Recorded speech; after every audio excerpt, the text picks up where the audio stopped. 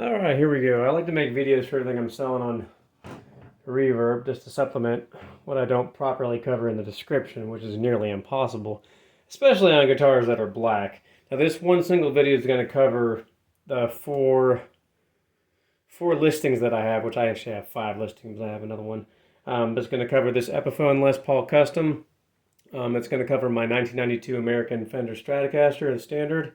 It's going to cover the 2018 Sur Classic S and my 2020 Gibson Les Paul Standard Tri-Burst. So this one video is going to be a link for all those sales, just to give you guys peace of mind. These are all my personal guitars. I love making videos for YouTube, and more importantly right now, I got a grandbaby on the way, so all the extra stuff is going. I'm going to end up keeping my 2 Warmoth guitars over there, and those are pretty near and dear to me. Check out my channel. I'll put a link there. But you can see all these guitars being used over the last 2 years on a lot of the different videos I make and stuff. But I just want to give you peace of mind on what it is that you're buying, give you a little more information if I don't cover it in the actual description, because typing all that stuff tends to be a pain in the butt. Anyways, this is a 2016 Epiphone Les Paul Custom. I bought it brand new in 2019 from Guitar Center. So it was sitting in a warehouse about 3 years or what have you. Obviously, yes, this is a black guitar, so it comes complete with a whole bunch of scratches. There's no dings in this guitar. A lot of playing scratches, which I'll cover everything else in detail. And I'll cover the biggest obvious scratch for those who really care. It's right on the headstock up there. Alright, let's go from top to bottom what we got. It's all mahogany, of course, and that's the ebony fretboard. I have upgraded the pickups. This is a DiMarzio Eric Johnson bridge pickup in the neck position. And this is DiMarzio Airzone in the bridge. You got Mojo Tone vintage taper pots, Mojo Tone vitamin T caps in there. And these are Mojo Tone knobs. Those are newer knobs, replacement knobs. So all the electronics were replaced minus the switch. I always felt the switch was pretty dang good on these, so there was no need to. Fret wear is very minimal. There's a couple little flattening of stuff, but the guitar plays great. I have rounded off all fret edges. I love working on guitars, so that's the first thing I do with attacking a guitar, no matter the price range. Trust me, watch my videos. I get pretty in-depth on stuff, but I have rounded off all these fret edges. They're nice and smooth. Fret wear, I mean, you're at like 85% if I were going to give it a percentage. Like I said, a lot of scratches on this guitar. I've played it a lot. Very versatile guitar.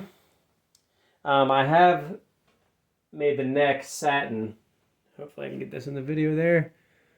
Maybe.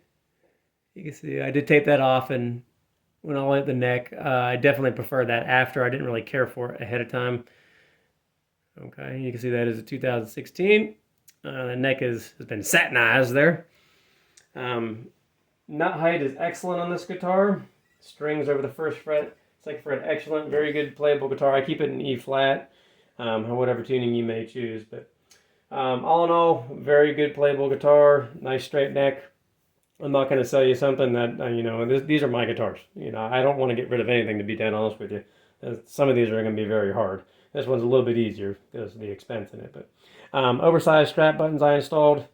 So no strap locks. I don't like strap locks. These are oversized strap buttons from Mojo Tone.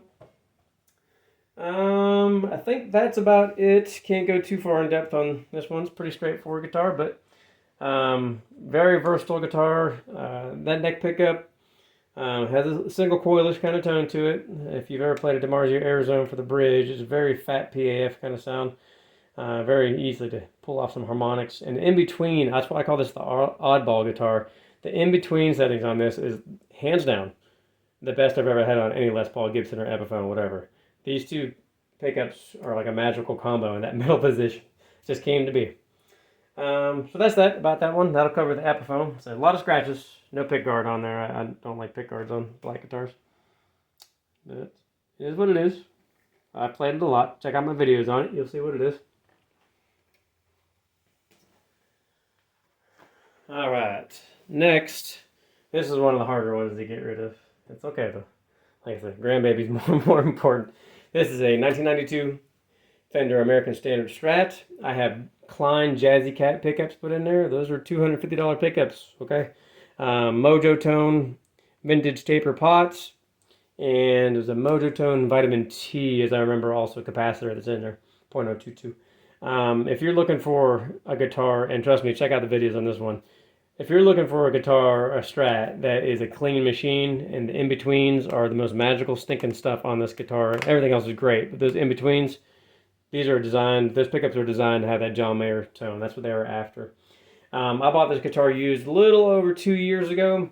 The neck had never been off this guitar. The tremolo springs had never been adjusted. Still had the wax on the screws. So it was played a lot, but it was just set up as it was, and it stayed that way. Very resonant Strat. It really, truly is. You hear that in descriptions a lot. This one really is. It's got the wider string spacing if you ever played an early 90s Strat, which when I first played it was a little bit different, but I've really taken a liking to it. There's plenty of scratches on this body. Plenty of scratches. I mean, come on now. This guitar is 29 years old. There's some dings on it. We're not going to make it out to be like it could just come off the showroom floor. All right, plenty of dings. There's no crack in the neck pockets at all. I'm going to be dead honest with you. This guitar plays perfectly. Let's see. Still got the original 2 string trees, and I did put locking tuners on there. Still has the original nut. Fret wear is very nominal for this guitar being 29 years old. Dead honest. You have some very light divoting up around the cowboy chord area. It's very light. And just some slight flattening of the frets. Otherwise, I rounded off the edge of these as well too. They didn't need much. They're actually very well done back in the 90s. Super straight neck. Guitar plays great. I love setting up guitars. I love taking care of guitars. So I'm telling you, the dang thing plays great. This is one hell of a guitar. This is a hard one to get rid of. It really is. I got lucky when I found this one. I did take the knobs and smoothed off the edges of them because these knobs had that very sharp edge on them. Just rounded them off. It's nice and smooth. Even the switch to the tip, I sanded that down to make it real smooth. It's just a personal preference kind of thing. I do not have a tremolo arm for it. There is no back cover, and there's no case for this guitar. It's got the micro tilt adjustable neck. I haven't adjusted crap on this guitar. I mean, I set it up when I first got it, and it's stayed there ever since. It's a very stable guitar. That's a good one. All right, so that's my 1992 Strat with Klein Jazzy Cat pickups. Like I said, if you love clean sounding Stratocasters, this is the one for you, I promise. This is a great guitar, guys.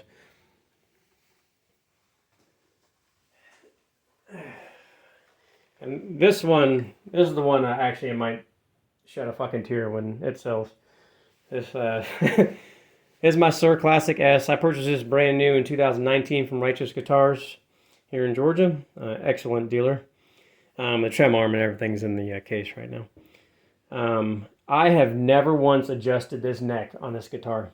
I play E flat like I was saying earlier, and I just backed off the tuning and the springs there to balance out the tremolo, and I have never once adjusted the neck on this guitar. It is so dang stable, it's not even funny. Man, I get a little teary-eyed just talking about getting rid of this guitar, but you can see that I've played this guitar quite a bit. I got a little polish on the frets because this was satin, a little polish on the fretboard. I don't know if that comes across in the video there. You can see it in the light. No dings or dents on this guitar whatsoever. I take very good care of my stuff. There's a lot of sharp corners in this garage. I'm actually very surprised that most of these guitars have came out unscathed. Fret wear is absolutely zero. These are stainless steel frets, so I mean we can say 1% just because. There are some small scratches on this, just from my cloth. Actually, that one you're looking at right there, the green one, gets a little junk stuck up in it every once in a while, and they're very shallow, but very light little buckle rash on the back. Hopefully, the pictures I think I put on Reverb, you can see that. If you know what this guitar is, you know what you're looking at. I do have everything original for it, even the bill of sale, but the spec sheet, the trem arm, the back cover, the screws, all that stuff's in the little baggie in there. I just don't keep back covers on guitars. This is my thing. That guitar plays great. This is a very hard one for me to get rid of, but you know, I'm going to say that 1,000 times because I mean it. But a little baby Cummins, a hell of a lot more important. Have never done anything with the wiring. These are all the original pick guards. The silent single coil system still intact. That little volume pot gets a little scratchy every once in a while. If I don't play this guitar for a few weeks, because I do have several Strats, it does get a little scratchy and stuff. Actually, it was like that when it was new, but you know, whatever. I just roll it back and forth till it goes away. that's really it. Like I said, all the cases there for it. The little fret protector that comes with everything you'll see in the pictures. This is a fabulous guitar, guys. It plays so damn easy. Oh man. Anyways, all right. And last but not least, by any means, this is a 2020. This guitar's so dang pretty. I have a long review on this guitar when I first bought it. You know, knocking Gibson's quality control. Well, not knocking it, but critiquing it, I should say. And I did find a few things, which I've already addressed, just a few cosmetic things. But, you know, what do we have? 2020 Gibson Les Paul Standard. This is the limited edition, whatever. Guitar Center exclusive finish. The Tri-Burst finish. I walked into Guitar Center, had no intentions of buying a guitar, and looked up and saw this thing sitting on the wall. I was like, oh my god. Sat down and played it for 45 minutes. It's a great playing Les Paul. Stays in tune great. And I actually do have the, let me pull this up to you.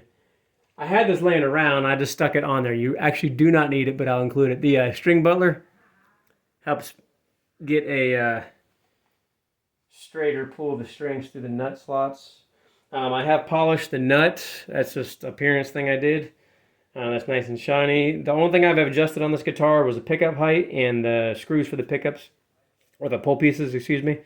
Otherwise, that's really about it. Got some light scratches on there, as to be expected with a nitro finished guitar. And you can see for as many times I've hit the up and down, and where my strap is hitting, it's like a little swirly mark area up here. I think in the pictures it comes off looking a lot worse than it is. And it is a nitro guitar. This nitro is pretty soft on this guitar, actually. So I don't know how good that comes across. No dings. I managed not to ding this sucker at all in the last year I've had it. Let's see. You can watch my video review on this one. Little bit of buckle rash in the back. Guitar plays excellent. Like I said, no dings or anything on fret. No, I did not drop this sucker yet. I don't intend on it before I sell it. Headstock is completely intact, of course. All case candy and all that stuff is in the case. Everything that came with it, the little picture and you name it, it's all in there. Otherwise, when I bought this guitar, it was supposed to have the little thumb bleeders. They actually didn't have it on this one. That's okay, whatever, no big deal.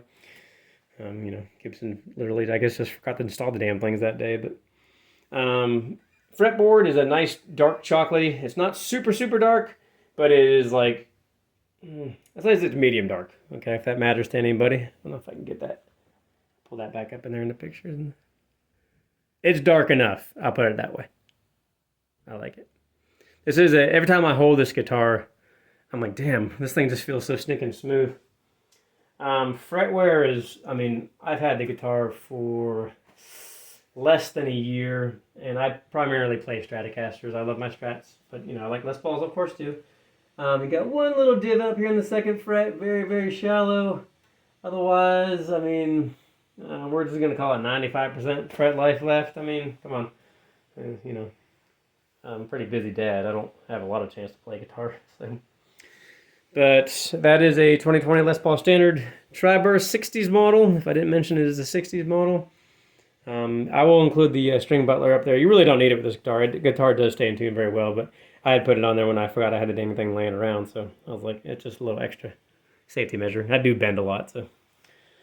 I think that's about it. Like I said, this is just there to supplement. Like all these guitars are not mint.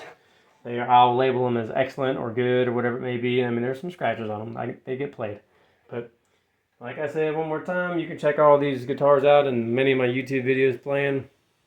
And it is what it is. I have them up there for, I think, a very fair price. You know, I'm not going to give them away for free, so it cost me a fair bit of money. So, but anyways, turn that light back on. Thank you. Jeez, oh Pete's, man. I will wrap it up right there. Like I said, just a little supplement to the Reverb listing. Peace. Good luck.